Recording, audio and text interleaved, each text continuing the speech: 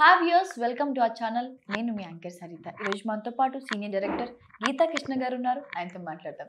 నమస్తే sir. Hi sir, Kadapa court Sunitha గారికి, షర్మిల గారికి, అలాగే కూటమికి ఆ వివేకానంద కేసు గురించి మాట్లాడొద్దు, బహిరంగ సభలో మాట్లాడొద్దు, దాని గురించి ప్రస్తావన తేవద్దు అని ఒక స్ట్రాంగ్ డెసిషన్, ఒక షాక్ అని చెప్పాలి. దాని గురించి మీ మాటల్లో. యాక్చువల్గా ఇప్పుడు తొండముదిరి ఊసరవెల్లి అయిపోయినట్టుగా ఆ case, murder case of Vivekananda Reddy గారిది చాలా పెద్ద లెవెల్లో బ్యాడ్ చేస్తుంది వైఎస్ఆర్సీపీకి. ఆయన అంటూ ఓడిపోతే దాని గురించి ఓడిపోతాడు అని చెప్పి ఏం సార్ అంటే వెళ్ళి కడుపు కోర్టులోకి వెళ్ళి వేసారు కేసు. దీన్ని పట్టుకుని వీళ్ళు ఇలాగా ఇచ్చేస్తున్నారని చెప్పేసి అక్కడ చిన్న కోర్టే కాబట్టి it has given a order saying that nobody should talk about that murder in public meetings అని పెట్టేసింది, ఆర్ మీడియా ఆల్సో. కరెక్టే. ఇప్పుడు కోర్టు ఇచ్చిన తర్వాత హానర్ చేయాలి కదా, దాన్ని మళ్ళీ ఏదో ఎగతాళిగా చెప్తున్నాడు ఆ మహా టీవీలో. ఎప్పుడు ఇస్తారు అతనికి కూడా కీ. కోర్టు ఇచ్చిన దాన్ని యూ కెనాట్ హెక్కిల్ చేయకూడదు. Court has given something yes. తర్వాత వీళ్ళు ఇంకో కోర్టుకి వెళ్ళి వేకేట్ చేయించుకుంటారనే తర్వాత విషయం. That court has given, you must respect that judgment. So ఆ విధంగా చేశారు. ఎలా చేశారా, ఎవరు కేసు వేసారా, అది వైఎస్ఆర్సీ వాళ్ళు ఎవరితో వేయించారా, that is none of our business. Court has given an order, don't talk, just shut up అని, don't talk about the murder అని. ఆ దెబ్బతోటి దెబ్బయిపోయినాళ్ళు, మెయిన్ దెబ్బయిపోయినాళ్ళు అని కూటమి. ఓకే, ఇంకా బాబాయ్ హత్య, గొడ్డలే అనరు ఇంకా. అండ్ ఆల్సో షర్మిల రాదు, మర్డర్ చేసిన వాళ్ళని ఎలా సపోర్ట్ చేస్తావు, వాళ్ళని ఎలా నిలబడతావు నావిడ. అదేవిధంగా ఇది ఎవరో చేశారో మీ అందరికీ తెలుసు అని ఆ అమ్మాయి సునీత. ఇవన్నీ కూడా ఇప్పుడు బంద్ అవుతాయి, ఇంక్లూడింగ్ మన సోషల్ మీడియా కూడా. Should not talk anymore. Okay, మన ద్వారా కూడా ఎందుకు చెప్తున్నామంటే వీ షుడ్ షటప్. వాళ్ళకొకటి మనకొకటి కాదు కదా rules. That we do respect our court order. దాని తర్వాత ఏం జరుగుతుంది అనేది 10 సార్లు let us see. But for now we should not talk further. మనం కూడా మాట్లాడకూడదు అని చెప్పి అక్కడితో ఎండ్ చేద్దాం. అది India Today senior journalist Rajdeep Sardesai గారు డిఫరెంట్ స్టేట్స్కి వెళ్ళి ఇంటర్వ్యూస్ చేయడం జరుగుతుంది. సో దాని గురించి మీ మాటల్లో. నేను యాక్చువల్గా చూశాను. యాక్చువల్గా ముందు కర్ణాటక అంతా చూశాను. జేఆర్డీ వచ్చి ఇప్పుడు ఇక్కడ ఎలాగైతే తెలుగుదేశంతో జనసేనతో పొత్తు పెట్టుకున్నారు బీజేపీ, అక్కడ కూడా పొత్తు పెట్టున్నారు. యాక్చువల్గా ఒకప్పుడు బీజేపీయే రూల్ చేసేది, దాన్ని అటువంటిది కాంగ్రెస్ డామినేట్ చేసేసింది తెలంగాణలాగా. బీజేపీని పడగొట్టేసి కాంగ్రెస్ గవర్నమెంట్లోకి వచ్చేసింది కదా.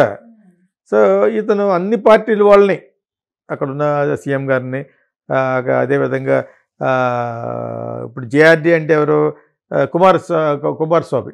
ఓకే, దేవగౌడ గారి అబ్బాయి కుమారస్వామి. ఓకే, సో వాళ్ళని దేవగౌడ గారిని కలలేదు కానీ కుమారస్వామి నాకు బాగా తెలుసు. ఆయన 2-3 సార్లు కలుసుకున్నాం ఎయిర్పోర్ట్లో. సో కుమారస్వామిని కలిశాడు. తర్వాత వచ్చి ఇప్పుడున్న ప్రజెంట్ సీఎంని కలిసి వాళ్ళతో భోజనం చేసి ఆ ఊర్లో ఉన్న వాకింగ్ ట్రాక్స్ ఉంటాయి కదా పొద్దుటేనే, అక్కడ వాళ్ళని కలిసి మైసూరు వెళ్ళి చాలా బాగా చేశాడు. అది తర్వాత ఫ్రీ బస్సులు ఇచ్చింది వాళ్ళే కదా మొట్టమొదట, ఆ కాంగ్రెస్ గవర్నమెంట్ ఇచ్చింది. బస్సు ఎక్కి ఆ విమెన్ అడుగుతున్నాడు, అందులో 50% మోడీకే చెప్తున్నారు. ఇచ్చింది కాంగ్రెస్ గవర్నమెంట్. జనాల్లో అతను కెమెరా మైక్ పెట్టి అడిగింది ఒక ఇన్నోవా వేసుకెళ్ళినట్టున్నారు. ట్యాక్సీ బోర్డు చూశాడు అన్నది. మైసూరు అంతా వెళ్ళాడు. మైసూరులో వాకింగ్ ట్రాక్ పార్క్కి వెళ్ళి కొద్దిగా ఎలైట్ పీపుల్ని అడిగాడు. ఒక 4-5 జర్నలిస్టులతో మళ్ళీ ఒక హోటల్కి వెళ్ళారనమాట మైసూరులో. బట్ టిఫిన్ చాలా బాగుంటుంది. కర్ణాటక కదా, మంచి మైసూరు మసాలా దోశ ఇవన్నీ తింటూ మాట్లాడుకుంటున్నారు అనమాట. 5-6 సీనియర్ జర్నలిస్టులే. వాళ్ళంతా కూడా ఇన్ జనరల్గా ఎవరి మీద గాలి ఉందంటే మోడీ గారి మీద గాలి ఉంది, దో కాంగ్రెస్ గవర్నమెంట్ అయినా. అది వాళ్ళు అలా చెప్పుకుంటున్నారు జేడీఎస్తో కలిసి అని ఈ ప్రజెంట్ చీఫ్ సీఎం చెప్తున్నారు అనమాట. దాని ఇంట్లో కూడా ఈయన రాగి సంగటి అంటారు కదా, మన ఆ రాగి సంగటితో చికెన్ తోటి తినటం ఇవన్నీ చాలా చాలా బాగా బ్రహ్మాండంగా కండక్ట్ చేశాడు. అన్ని పార్టీ వాళ్ళని కలిసాడు. తర్వాత కొత్తగా మైసూర్ మహారాజా ఫ్యామిలీ నుంచి is also coming to, is also taken join with hands with BJP first time. అతనితో కూడా చాలా బాగా మాట్లాడాడు. అతను మీ యొక్క రాజా ఫ్యామిలీకి సంబంధించింది ఇప్పుడు నీ మీద పడద్దు అంటే, అది ఎప్పుడో మా ఊళ్ళ మీద ఉంటే వాళ్ళు కట్టిన ప్యాలెస్లు వాళ్ళు, అది దాని మీద మా మీద పడ్డం తప్పితే మాకు ఆ ఫీలింగ్ లేదన్నాడు అనమాట. Because he belongs to that Raja's family. Okay, Wadiyar అంటారు అనమాట ఆ క్యాస్ట్ని, వడయార్స్. సో ఆయన అబ్బాయిని కూడా మాట్లాడాడు, ఈ స్పోక్ వెరీ వెల్. అందరూ క్యాంపెయిన్ చేస్తుంటే వ్యాన్ ఎక్కాడు అతను, రాజ్దీప్. సీనియర్ జర్నలిస్ట్ ఆయన 6 feet 6'1" or 6'2" ఉంటాడు. జుట్టు మెరిసిపోయింది తొందరగానే. Will be around nearing 60 India టుడేలో. వెరీ వెరీ సీనియర్ జర్నలిస్ట్ అనమాట. అది చేసిన తర్వాత then he went to Tamil Nadu, met Annamalai Kuppuswamy. Annamalai is a person, is IPS officer, joined in BJP. Okay, అతన్ని కూడా ఈ కోయంబత్తూరులో మీరు నిలబడతారా, గెలుస్తారా అని అదొకటి అడిగాడు. తర్వాత స్టాలిన్ కలిశాడు. ఇది ఇప్పుడు నెక్స్ట్ మంత్ వస్తాడనమాట. చంద్రబాబు నాయుడు గారిని కలుస్తాడు, పవన్ కళ్యాణ్ కలుస్తాడు, జగన్ కలుస్తాడు. అదేంటప్పుడు ఇది చాలా చాలా బాగుంది ఇది. ఎందుకంటే వాళ్ళని కలుస్తున్నాడు, కలిసిన తర్వాత వాళ్ళ తరపున మనుషులను అడుగుతున్నాడు, ఇన్ జనరల్ అడుగుతున్నాడు. ఇప్పుడు ఫ్రీ బస్ ఇచ్చారు, ఆ ఫ్రీ బస్ ఇచ్చినప్పుడు ఆ విమెన్ అడుగుతున్నాడు. అందులో 75% మోడీ అంటున్నారు. మళ్ళీ చాలామంది ప్రజెంట్ కాంగ్రెస్ గవర్నమెంట్ అంటున్నారు. ఆ మూల నుంచి ఎవరో ఒక అమ్మాయి వీఆర్ ఆల్వేస్ ఫర్ కుమారస్వామి అంటుంది. దేవగౌడ గారి పార్టీ అనమాట ఇది. ఓకే, సో ఇది ఒక లెవెల్ వరకు సర్వే చేయటం అంటే మనకు డైరెక్ట్గా చూపిస్తున్నాడు కదా, చూపిస్తున్నాడు. మళ్ళీ బెంగళూరు నుంచి మైసూరు నుంచి బెంగళూరు వెళ్ళాడు. ఒక ఇన్నోవాలో వెళ్తున్నారనమాట. షూట్ చేసే వ్యక్తి ఉంటాడు ఆయన. ఇది చాలా చాలా బాగుంది యాక్చువల్గా, వెరీ ఇంట్రెస్టింగ్ అనిపించింది. ఇప్పుడు మన వాళ్ళు సర్వేలు చేశారు, అన్ని సర్వేలు జగన్గా చూపిస్తున్నారని ఒకటి అంటారు. అవన్నీ అబద్ధం చంద్రబాబు నాయుడు గారు అంటారు. వాళ్ళు చంద్రబాబు నాయుడు గారి మీద ఫర్గా చేస్తేనేమో వీళ్ళు అబద్ధం అంటారు. ఇది ప్రజలు కన్ఫ్యూజ్ అయిపోతున్నారు యాక్చువల్గాను. అవును, with all the they are unnecessary confusing the voters. ఈ చేశారు కదా సర్దేశాయ్ చేసిన, ఇది చాలా బాగా నచ్చింది నాకు. నేను చాలాసేపు చూసాను నైట్. అది కర్ణాటక, తమిళనాడు ఇవన్నీ వెళ్ళి చాలా ఓపిక్గా, ఒకటి మా వయసులో వెళ్ళాలి, బై రోడ్ వెళ్ళాలి కదా. ఫ్లైట్లో వెళ్ళిపోయినా కూడా అక్కడి నుంచి బై రోడ్ 400-500 kilometers వెళ్ళాలి. వెళ్ళిన చోట పది చోట దిగాలి. కాబట్టి అతను చాలా హెల్దీగా ఉన్నాడు. ఆ హోటల్స్కి వెళ్ళటం వల్ల అక్కడ వాళ్ళ జర్నలిస్టులు ఎవరో వస్తున్నారు. ఇప్పుడు అదొక సింపుల్గానే వెళ్ళిపోయాడు.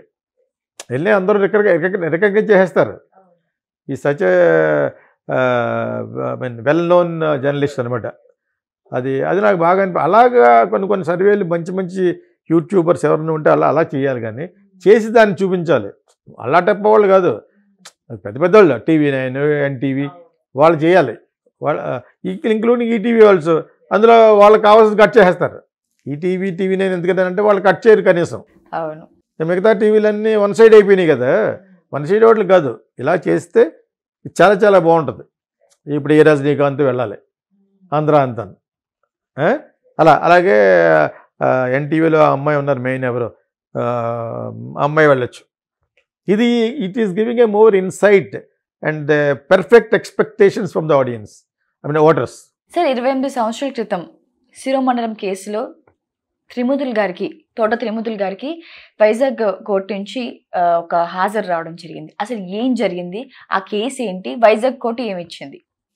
తోట త్రిమూర్తులు నాకు బాగా ఫ్రెండ్, చాలా చాలా ఫ్రెండ్ యాక్చువల్గాను. సో నాకు కొన్ని విషయాల్లో కూడా అడ్వర్టైజింగ్లో ఎవరు విశాఖ డైరీ వాళ్ళు నాకు పేమెంట్ సరిగ్గా ఇవ్వకపోతే దాంట్లో కూడా ఆయన మాట్లాడి పెట్టాడు అనమాట. Nice person.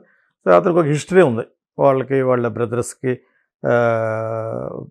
సంబంధించిన ఏదో ఉంది. వాళ్ళ బ్రదర్ని ఎవరైతే చేస్తే దాని తర్వాత చాలా చాలా పర్యవసానాలు జరిగింది. So is a powerful man in Amalapuram. వాళ్ళ అమ్మమ్మ గారి ఊరు, అది తాతగారి ఊరు అనమాట. బట్ యాక్చువల్గా ఇతను ఉండే కాన్స్టిట్యువెన్సీ శివుడు టెంపుల్ ఉంటుంది కదా, ద్రాక్షారామం అని. అది అక్కడ అనమాట, ఆ పక్కన ఏదో ఊరు ఉంటుంది. ఇప్పుడు ప్రస్తుతం ఆయన ఏ పార్టీలోనూ ఆ పార్టీ చాలాసార్లు గెలిచాడు, తెలుగుదేశం అని, కాంగ్రెస్ అలాగనమాట.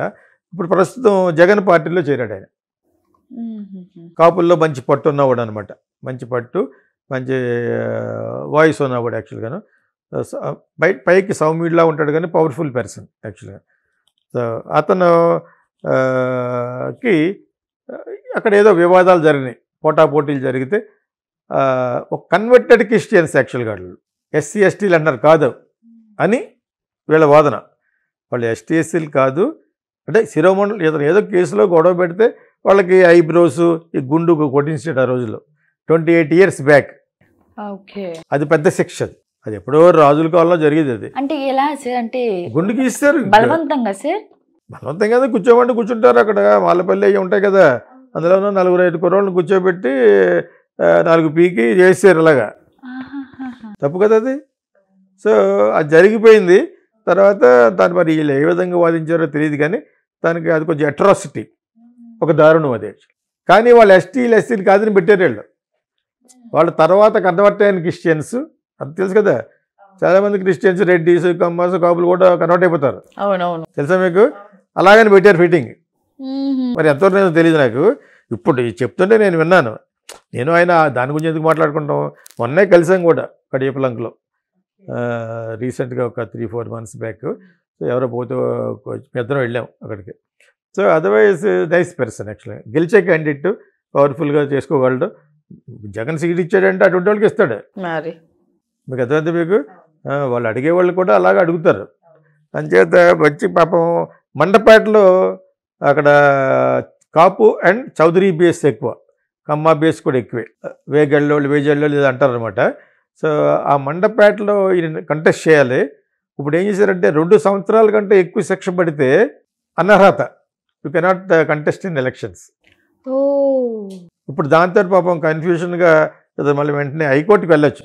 Okay okay. విశాఖపట్నం నుంచి మళ్ళీ you can go to high court. అది వెంటనే చాలా యుద్ధ ప్రాతిపదిక మీద జరుగుతుంది. అది చేస్తున్నారు వాళ్ళ అతని లాయర్లు. ఒకవేళ టైం దగ్గర పడిపోయింది కదా, టైం సరిపోకపోతే వాళ్ళ అబ్బాయిని రంగంలో దించుతాడని విన్నాను. నేను ఫోన్లో అడుగుదాం అన్నాను, ఈ కన్ఫ్యూజన్లో ఎందుకు ఫోన్ చేయడం చేయలేదు. కానీ ఐ ఫెల్ట్ సో బ్యాడ్. మంచి ప్రిపరేషన్లో ఉన్నారు ఇప్పుడు. అవును, అర్థమైంది ఇప్పుడు. సో ఆ ప్రిపరేషన్లో రేపు పాప జగన్ అక్కడికి వచ్చి చెప్పాలి ఆయన గురించి. ఆ టైంలో ఇది రావడం అనేది చాలా చాలా దురదృష్టం. ఫస్ట్ ఆయనకి ఎప్పుడూ జరగలేదు. ఎప్పుడన్నా నిలబడడం గెలవడం ఏదో ఒకటి